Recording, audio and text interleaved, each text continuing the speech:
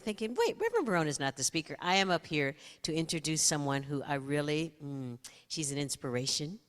And also, I love her, and I've known her a long time. However, before I get into the emotional part, let me tell you some things about our speaker today, Reverend Dr. Linda Reppond. Reverend Dr. Linda Reppond lives in Ashland, Oregon, as a mostly retired minister in Centers for Spiritual Living.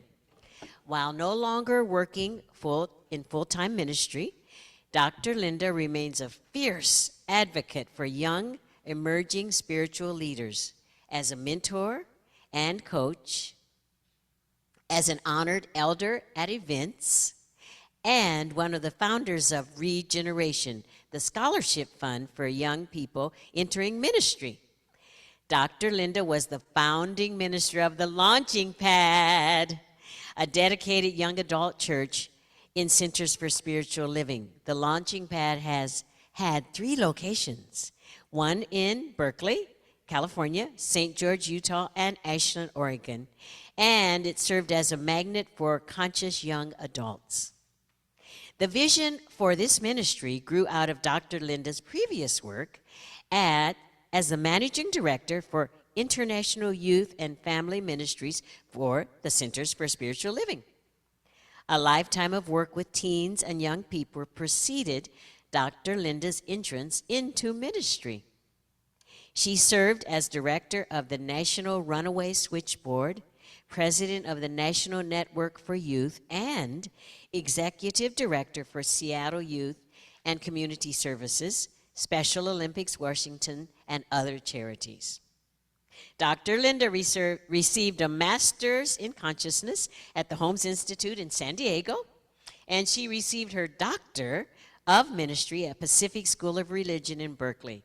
She currently serves as the nominating council chair for the Centers for Spiritual Living. Now, what I'd like you to know about her, this is also, it's so spectacular and wonderful, isn't it? Like, wow, we have this learned, wonderful speaker here with us today. What I'd like you to know, in the beginning, it spoke about her being a coach and a mentor. When I first entered ministry, Reverend Linda came to me and said, do you know what you're gonna, what it is? And I said, I'm not really clear what part of ministry is mine. And so she gave me an idea for interfaith ministry that got me on the path of being a working minister. And the other thing I want to say, and she probably doesn't even remember this, we were at a retreat one time together, and I had just started in ministry, and I was a little concerned and nervous about it, and she said to me, you're going to do just fine. So let's give some love to our guest speaker, Reverend Dr. Linda Reppond.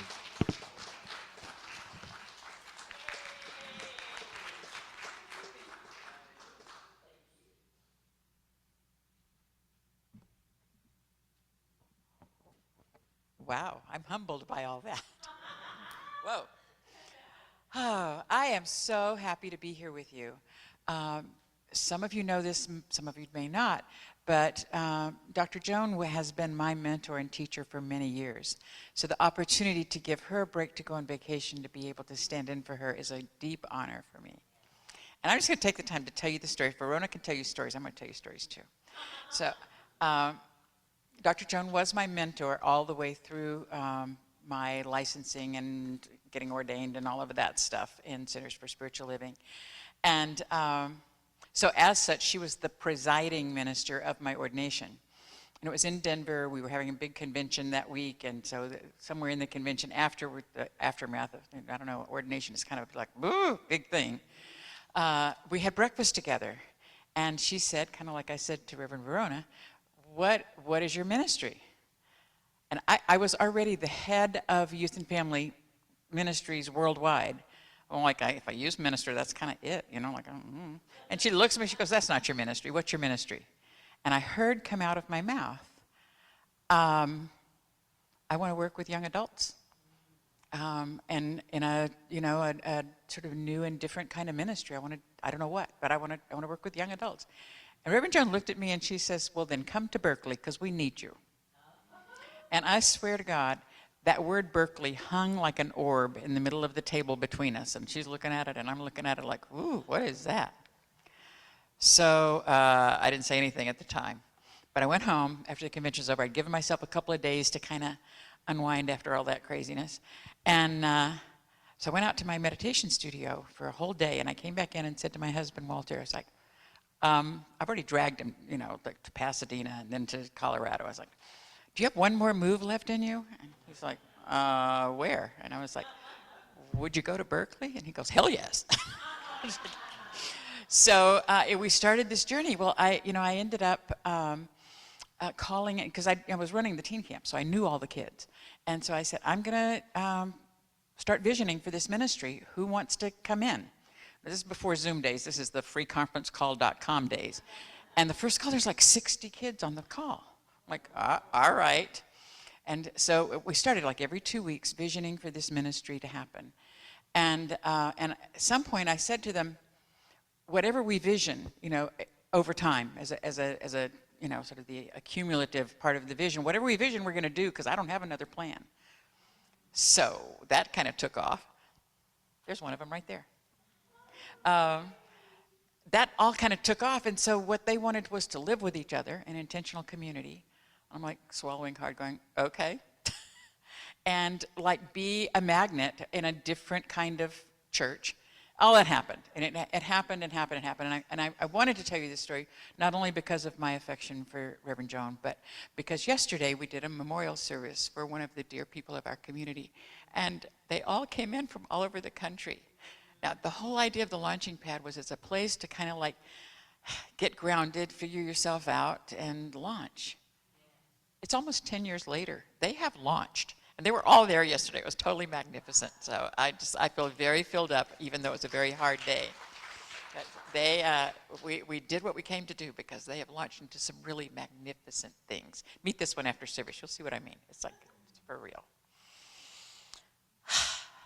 So this talk I want to give today, I actually, I called this in a few weeks ago, cast all your votes for dancing, and then I'm getting on the plane to come down here to do this incredibly hard, sad thing yesterday, and I'm like, really, Linda, you ready to talk about dancing the very next day? And really, that's kind of the point. It's like that's really the essence of it. Where this comes from is it's a Hafiz poem that I have loved for many years.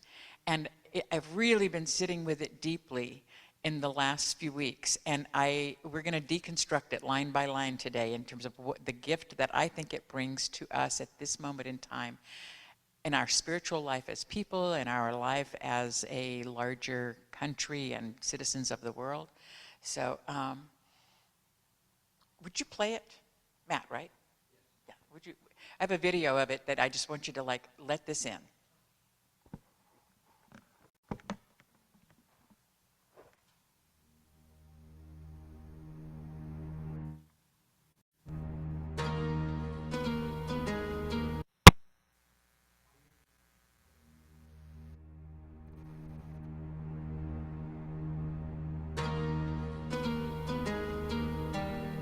I know the voice of depression still calls to you.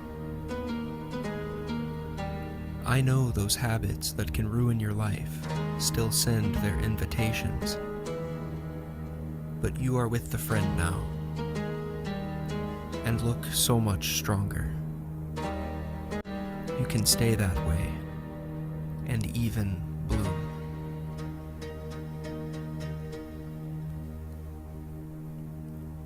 Keep squeezing drops of the sun from your prayers and work and music, and from your companion's beautiful laughter. Keep squeezing drops of the sun from the sacred hands and glance of your beloved. And my dear, from the most insignificant movements of your own holy body. Learn to recognize the counterfeit coins that may buy you just a moment of pleasure, but then drag you for days, like a broken man behind a farting camel. You are with the friend now. Learn what actions of yours delight him, what actions of yours bring freedom and love. Whenever you say God's name, dear pilgrim, my ears wish my head was missing, so they could finally kiss each other and applaud all your nourishing wisdom.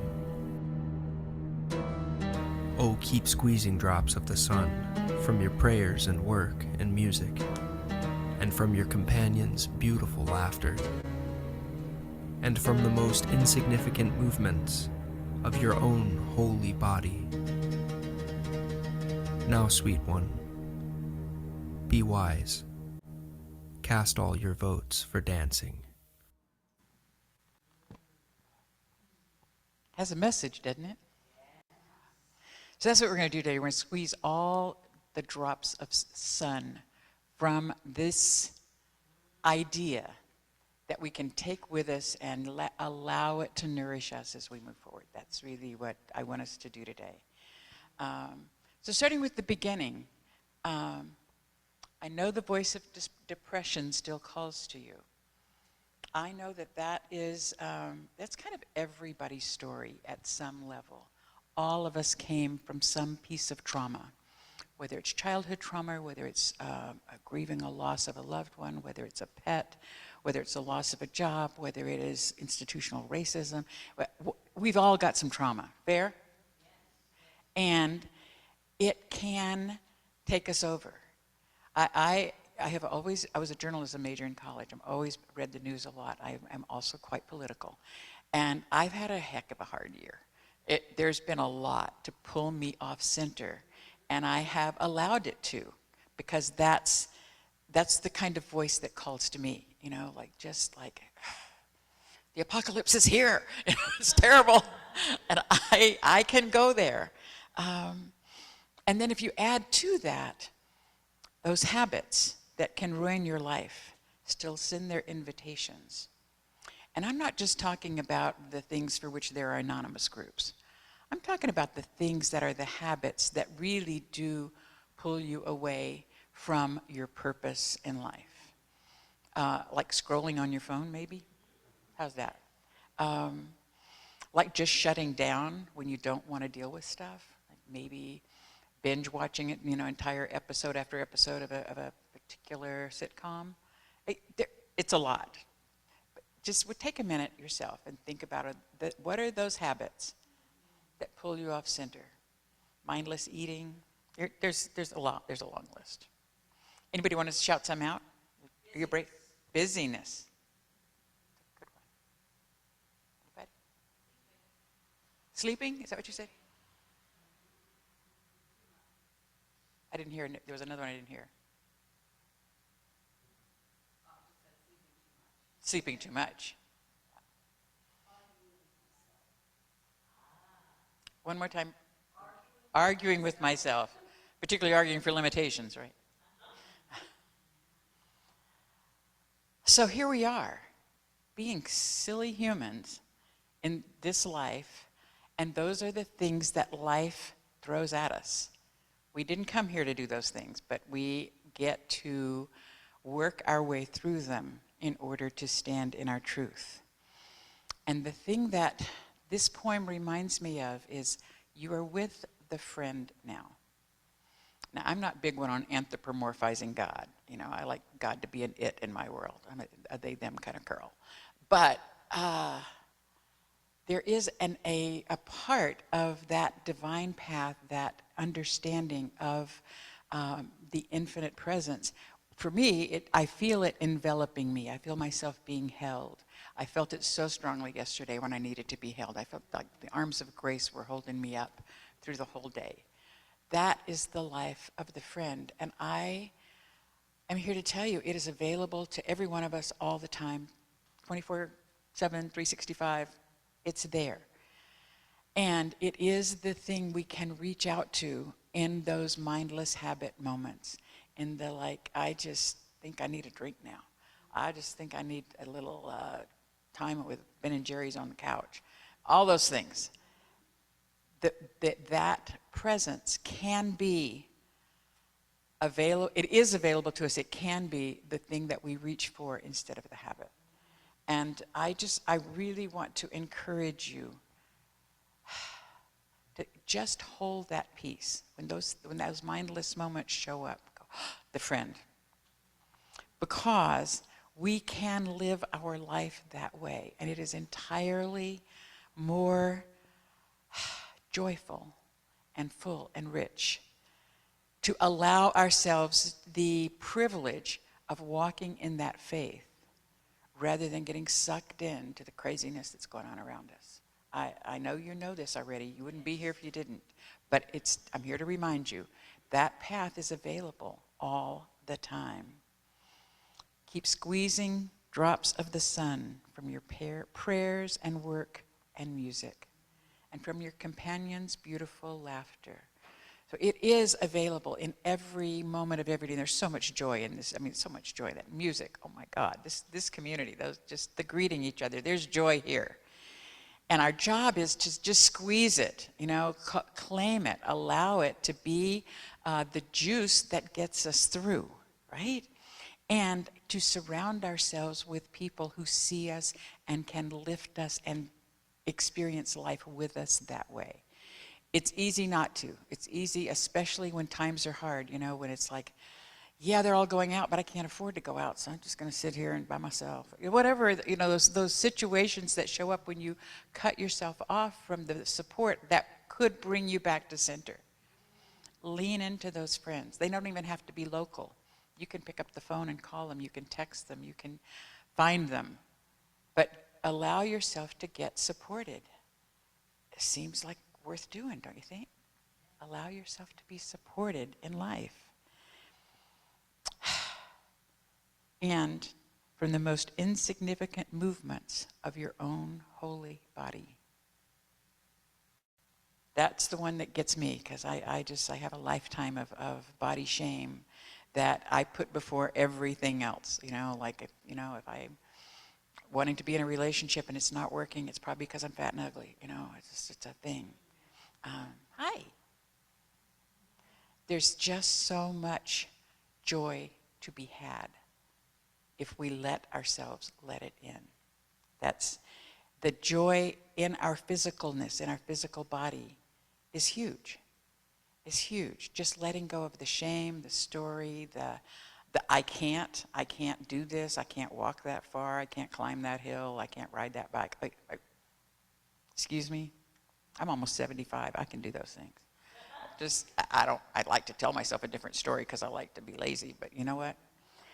This body is my gift. This is the temple that I get to live in as the incarnation of God in form in this life. That ain't nothing. That is not nothing. We get to be that, and we deserve to love it. Even in its infirmities, even in the things that don't work, we get to love this body. And it's kind of our job. If we really can see that who we are at a deep cellular level is divine light itself put into human form, it is wrong to not love it.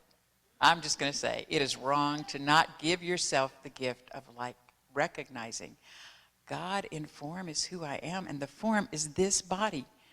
Aches and pains and wrinkles and, bulges, all of the things. That's God in form. Kind of like the essence of that human condition that is ours to see through and call in goodness for. It lives inside of each of us. Our very bodies are expressions of that very same principle of recognizing and claiming God in form is me. It's who I am. It's who I came here to be. That's the biggest work in this poem for me personally.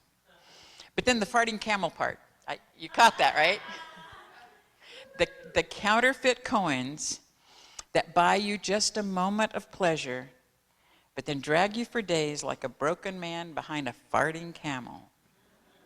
That's a great visual. Let's just actually look at a little, smell olfactory to it. And what are the counterfeit coins? For you, what are the counterfeit coins? For me, I'll tell you, it's fame and power. I've got that. It's like being a success, like setting out there like I will be fine when I get this, do this, have this. What does that lead to? I don't know, shopping addiction for one. Like I need a little bit more to be just what I need to be. That will put you behind a farting camel. That's it. It will. And it does. It does all the time. Like the counterfeit coins are the things that we think are going to do it. And we have enough life experience. I see only a few younger faces here. Most of us have enough life experience, well, even you younger faces have that, like to know that it doesn't work. It doesn't do the thing it promises to do. And it's kind of all of the advertising that's out there, the online, the print, the visuals, all of that promise you love and success and beauty and eternal youth. That is counterfeit. I'm telling you, counterfeit coins. And I get sucked in every once in a while. Less than I used to, I think, but I can still get sucked in. You can eat a gummy and lose 15 pounds in 10 days. Oh, give me that. I need that gummy. And it's, you can read it and go, that is complete craziness. That is not, that. I bought them. They didn't work. Counterfeit coins. And whatever they are, their purpose is to pull us away from our purpose. What is our purpose? I mean, we each have an individualized purpose that's the truth of who we are and what we came here to do and be, but I believe at its core, all of those individualized purposes can be boiled down to, we are here to love. We're here to be love, we're here to give love, we're here to receive love. I think whatever the things are that I see as my life work, I'm pretty clear about what I came on the planet to do. I feel like I've been, to the best of my ability, doing it most of the time. And all of that boils down to, I need to love. And I need to let myself be loved. That's what being love is. It's giving it, receiving it, being it. Do you agree? You see your life purpose comes down, distilling it down to its core. It's just here to be love. Well, in the political debates going on right now, I'm really fond of not loving. I am really fond of that whole othering thing. It's because. I know we don't say these things from the pulpit, but I just have, I have so much response, such as visceral response to many things that are going on in our country. I just have to say, I forget the being loved part every once in a while. And I feel like it is the thing that we in the New Thought community can do and be to change the world right now. And this is my earnest plea to you, is like, if we can take time to really embody being love and dispelling our belief in otherness, we can bring the peace to the world that is our vision and reason for doing this kind of work. It's an inside job, and we know that. We know that it's an inside job. We know how to do it. And it's just that pull into those habits, those ways of thinking and being that the world is sucking us into, and we're willingly sliding down that slide into othering, into like it's not going to work, and it's it's all going to hell, and all that stuff. We have less than 85 days left until an election. And I don't care who you vote for. I mean, I do, but I can't tell you I do. But, but I do want you to vote.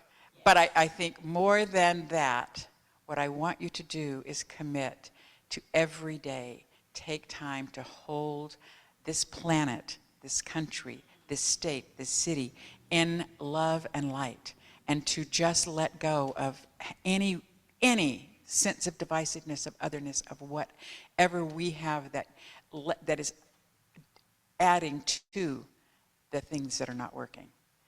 And the nature of God is that where two or more are gathered, it shows up. That this little community, that little community over there, that little community, we've got a bunch of them around here in the Bay, doing this work consciously, we will change what's about to happen, what is happening already. So I believe that's actually very, very worthy work to do. And in the process, we can do this, in the process to not let go of the squeezing the drops of joy from the sun. Like we can do this, and it doesn't have to be a hard, arduous, painful, serious journey every hour of the day. We get to take just all of the little glimmers that show up in the course of a day. I've been spending my summer building a cabin on an island up in Puget Sound, and it's pretty glorious. I'm liking it. It's not anything I've ever done before, but I'm doing it. And I was sitting outside meditating one morning, and I opened my eyes, and there is a hummingbird like right in front of me, like sucking the nectar out of the flowers in front of me. And it changed my day. That's what I mean by squeezing the drops of the sun. Like just a hummingbird can do it. You know, the sun going through the clouds can do it. These stained glass windows can do it. You know, a hug from a beloved can do it. If we recognize that, that's a glimmer, that's a drop of the sun coming in, I'm going to take that. And that is the antidote to the pain and the anguish and the intensity of othering and, you know, political craziness. Is because we can then pull ourselves back into a space of joy. And from a space of joy and a space of love, we can do anything. Especially, we can dance. So be wise. Cast all your votes for dancing. Let's pray. So just once again, turning within.